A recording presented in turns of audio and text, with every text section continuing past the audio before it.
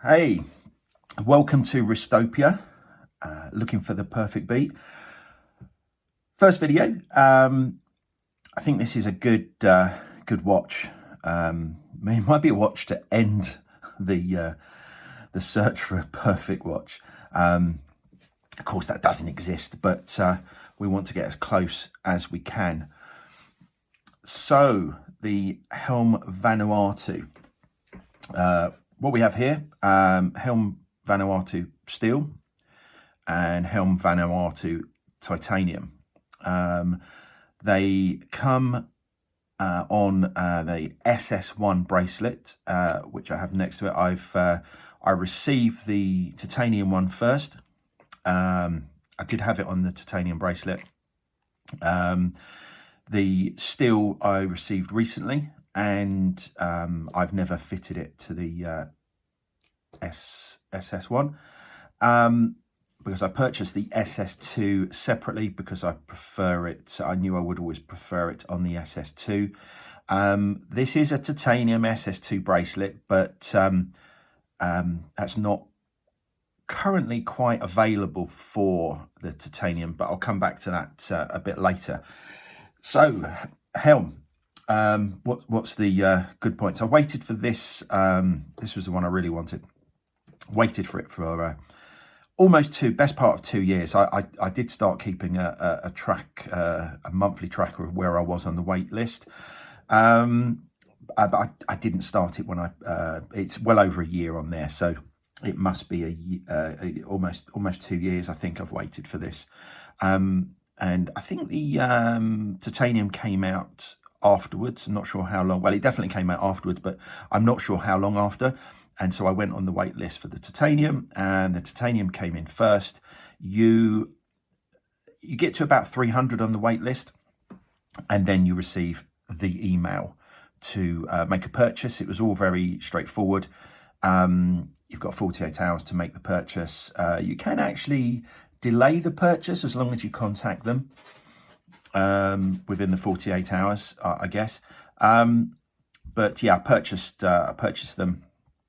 So that one first. Then not too long, a month or so later, I got the steel.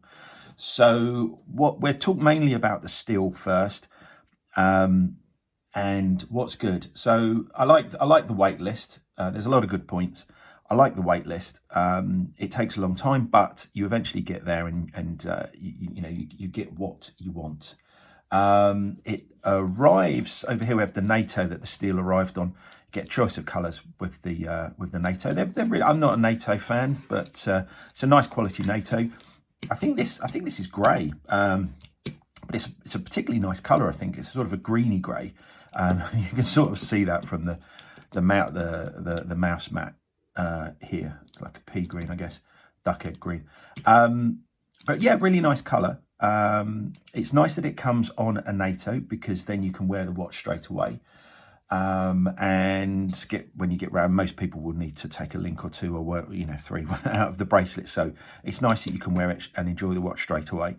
As I say, I skipped the SS1, which is a kind of, I guess you could call that a Jubilee style bracelet, whereas the SS2 is an oyster style bracelet. What do I like about the watch? I mean, obviously I knew a lot of things about it before just from the pictures. I knew what I really, really liked, and there were some things I wasn't too keen on, but that's subjective. Mainly what I like about it, it's a really chunky dive watch. It's nice and heavy. It's got a lot of, it's got some weight to it, which I like. I like the overall design, but I particularly like the Helm logo. I think that fits really well on especially on a crown, because it's a fairly uniform shape, square shape, so it fits with the round. I guess that's crosshairs in the design. That fits particularly well on a crown. It doesn't. You're not feeling that you want to orientate it so it's straight in any direction. You're kind of happy wherever it stops. That's fine. With some logos on a crown, you kind of feel you want it in a certain direction, and it becomes a bit OCD. Fantastic case back. Again, got the Helm logo with almost like a maze an extension of that, which I think works really well. Helm on the clasp, nice strong 4-letter brand, so 4 letters fit really good. I think it goes with the chunk. The less letters, I think 3 would be too little, but going above would mean that each letter would be smaller. So I think the fact that it's a 4-letter word means that fits particularly well everywhere as well. It's a nice strong brand name, very rugged design and logo, I think. What else do I love about it? So I think the taper's nice on the bracelet. It's a similar taper on the SS1. Not too little, not too much. Fantastic movement. It's a very smooth, buttery smooth movement. Very pleased with that. The crown pops in and out really well. So can't complain about that. I think it's losing about 8 seconds a day, but very roughly. That's just doing some rough calculations based on how long ago I set it and what time it is now.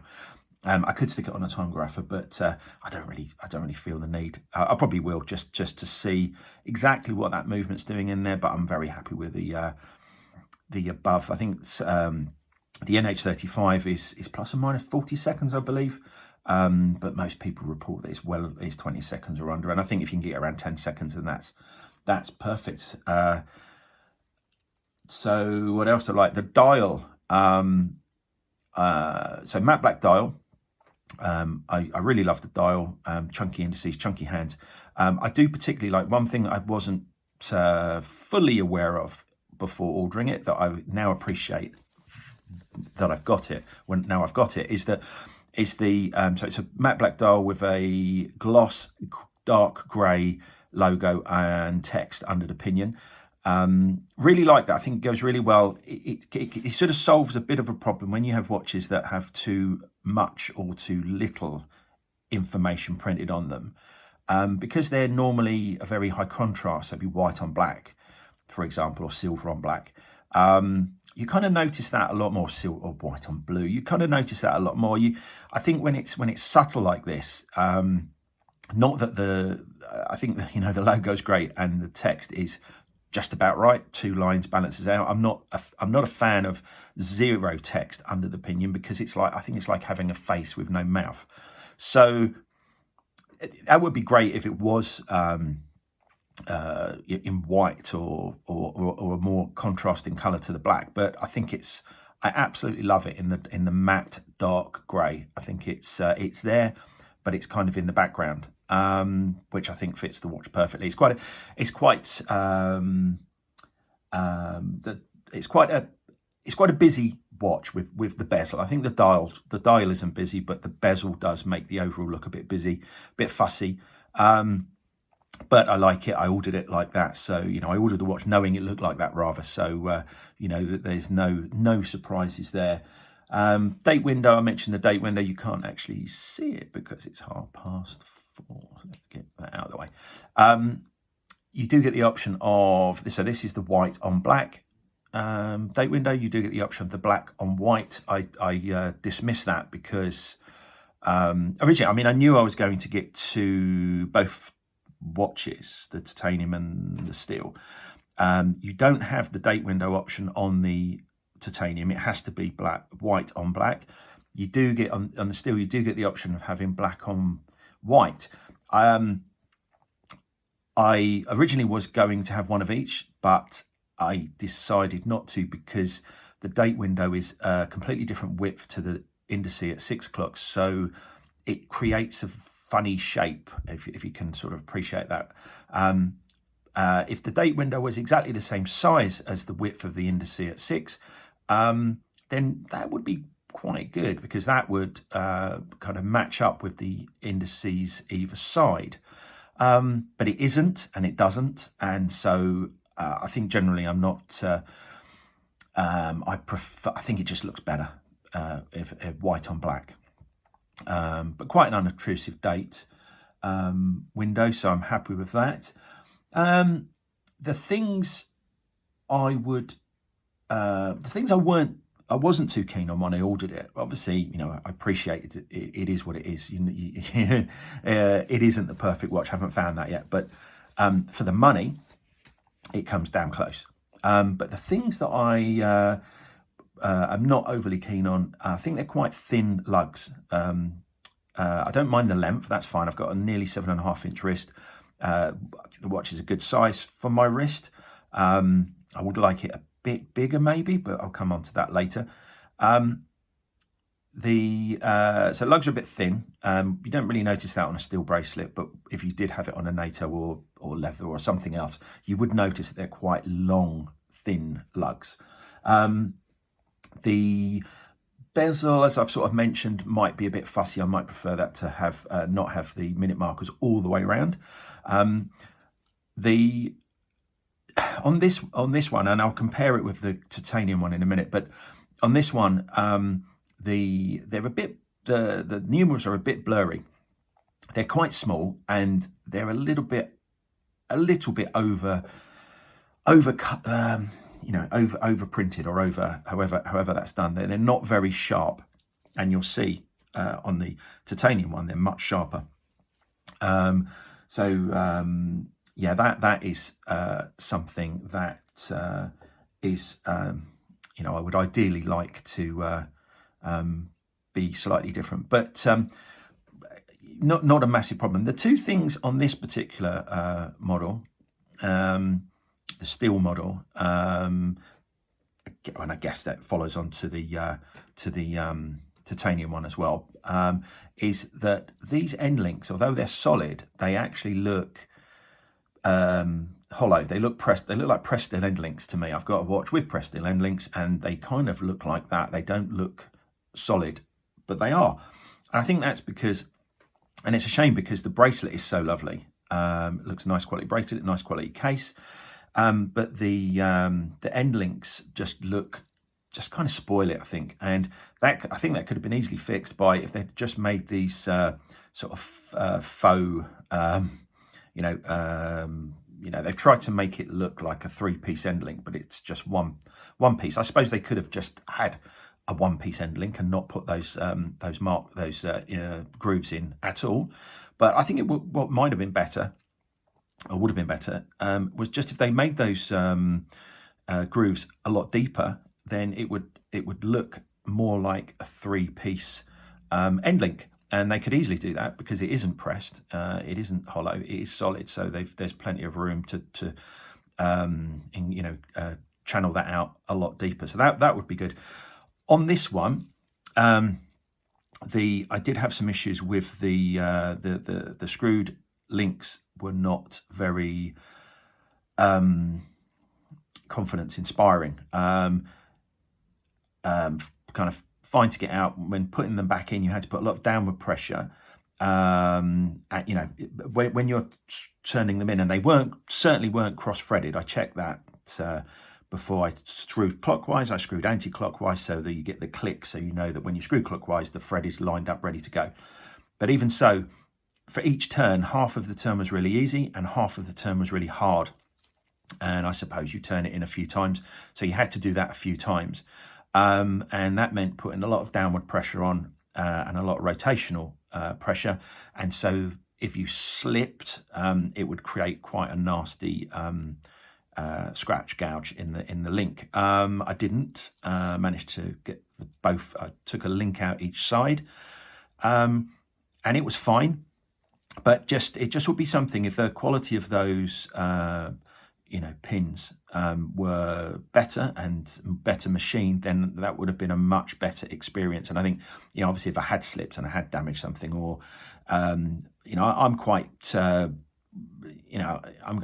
quite practiced in taking out pins, so links. So but someone who's doing it for the first time, particularly with the tool that comes in the box, it does come with a tool. The packaging's really nice, by the way. And you get a cloth, and it comes with a screwdriver. I ordered separately the spring bar tool as well. That's quite nice. But the screwdriver is quite short, so I don't know you're going to get as much purchase and force on that as you need to potentially to adjust the bracelet. So those two things, the hollow looking end links and the quality of the pins, are the only two things I would say were, how can you put it, issues, things that I think need to be improved on the watch. The other things I've mentioned are just subjective, preferences. So, yeah, definitely. I don't know. No, I mean, for the money, it's. Could I say 10 out of 10? But I mean, 9.5 out of 10. I think for this watch, for me, it lives up to my expectations. Well worth the wait, and I'm very, very pleased with it. But specifically for me on the SS2 bracelet. So comparing it to the titanium version, there's a couple of differences. Now, first of all, right, I said I'd mention this bracelet. So there isn't currently a titanium SS2 bracelet for the Vanuatu that I'm aware of. At least I didn't see it when I ordered. This is a Komodo, I think, bracelet. And it's one of the ones that begins with K. And yeah, I was hoping it would fit, or I could fudge it to fit, but it doesn't. Now, I fitted this, I put the bracelet on just before recording this video. I had sized the SS1 bracelet for this watch. I'm not a fan of the SS1, so I think that and the thing I'm going to mention next kind of put me. I wasn't pleased with the watch as I thought I was going to be. Now I've got steel. I've gone back to feeling as pleased, if not more, than I thought I would be when I ordered it.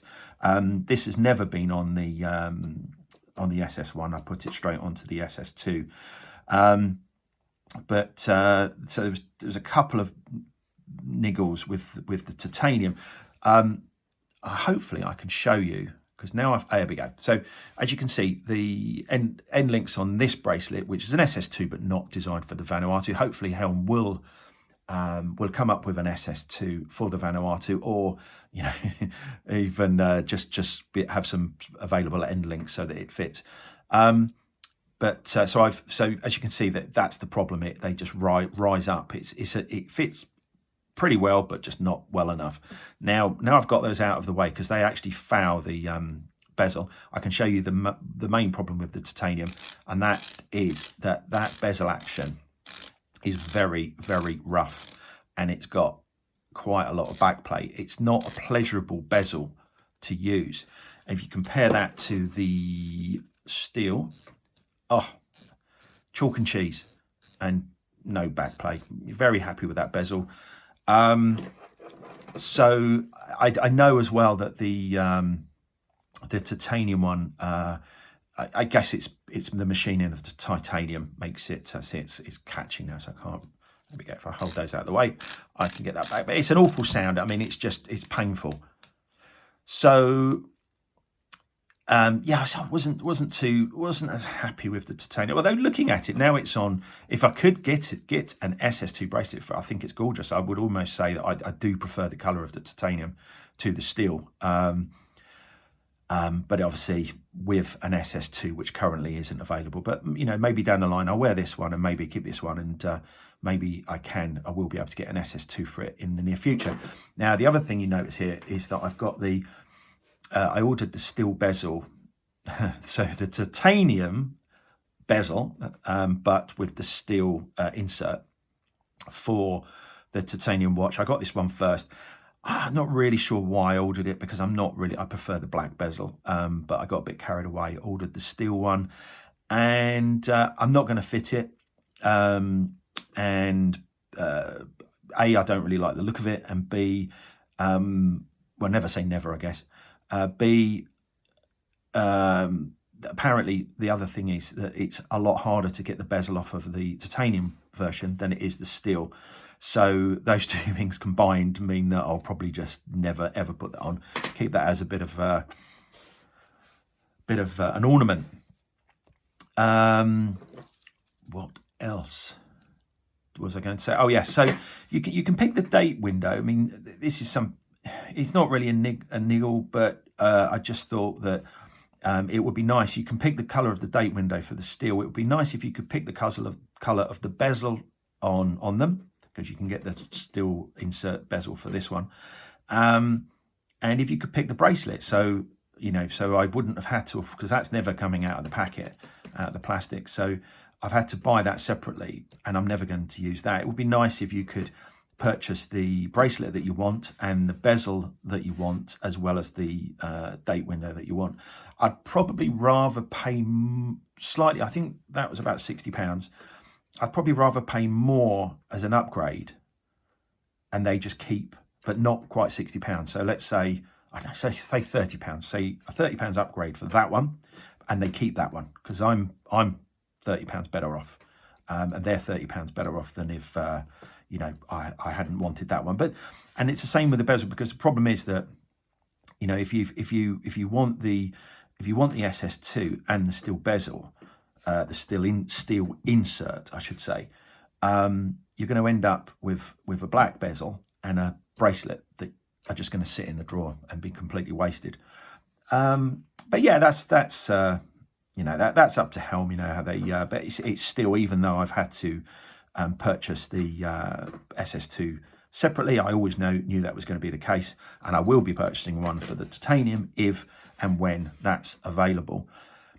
So really pleased with them both, especially now I've got the steel, because that is very, very wearable.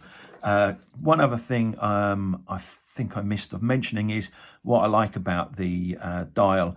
I love the matte black, as I said, and the dark grey logo and text. I also love the way everything seems to be very well designed. So the loom pip on the second hand, that kind of, I think, interacts with all the indices very well, as does the end of the second hand. The tip of the second hand, I think it just meets the minute marker track very well. I think, as you can see, it's sort of going past the end of the hour hand now. I think it interacts well with that, and the longer 3 and 9 position indices.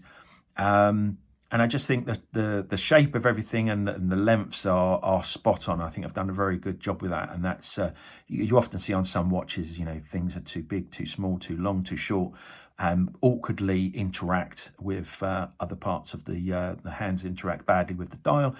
I think on this, that isn't the case. It actually works really well. So lastly, as I've said, this is it's a good size for my wrist. I would like it slightly bigger. Now, that led me to think that it would be a good idea. I'm sure Helm are not watching this and not going to take up my design ideas, but it would be nice if they brought out a Helm XL. And it would, for me, it would solve some of the niggles I've got with with this one in terms of design. What I think they could do, keep the 22mm lug width, bigger diameter case, obviously. That means that the lug, the width of the lug, individual lugs could be wider, could be about 50% wider. I think the dial could stay the same, but the bezel could have a wider track on the bezel insert, so that I think it would do two things. I think it would just look better if the bezel was wider, and it would mean that these the numbers on the bezel, the numerals on the bezel, could be bigger, and that would probably help with. I think the fact they're quite small means that they're maybe difficult to fill, and so being bigger, I think it would look better overall. And I didn't really show you. I don't know if you can see, but on this one, like the 30 there and the 30 there it's just much clearer. It's a slightly different font, I think. Not too much in it, but they're a lot sharper on the titanium bezel than they are on the steel bezel. And I think if there was a Vanuatu XL, it would be good to have a 50% bigger, so 50% bigger lugs, 50% wider lugs, 50% wider bezel track, and then maybe those numbers could be a bit bigger and a bit clearer. And the other thing that would be nice to maybe differentiate, if there were two models, instead of having orange and black are not my two favourite colours together, but might be nice if there was a Vanuatu XL to have maybe a blue or red second hand, and those little pips on the outside of the indices. Maybe that would be nice to have to make a point of difference between the two models. And it might be nice to lose the minute track all the way around on the bezel and just have it a bit cleaner, a bit bigger, a bit cleaner, and to make the difference between the standard size and the XL. Just an idea. Let me know, as they say, what you think down in the comments. I hope you enjoyed the video. It's been fun making it. I hope to do some more. And yeah, one wrist, live it.